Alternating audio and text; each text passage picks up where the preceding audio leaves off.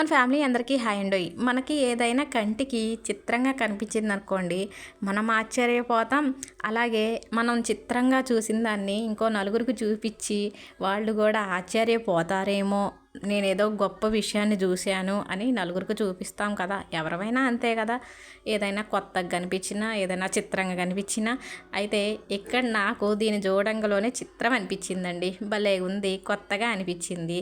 ఇంతకీ ఈ పండు ఏమంటారు? పండా? కాయా? ఏదో ఒకటి. సరే పండో కాయో ఏదో ఒకటి అంటారు కానీ ఇదేంటో మీకు తెలుసా? మీకు తెలిస్తే దీని పేరేంటో చెప్పండి. తెలియని వాళ్ళు తెలియదని చెప్పండి. ఎంతమంది తెలుసు అంటారో, ఎంతమంది తెలియదంటారో, ఎంతమంది కరెక్ట్గా దీని పేరు చెప్తారో చూద్దాము.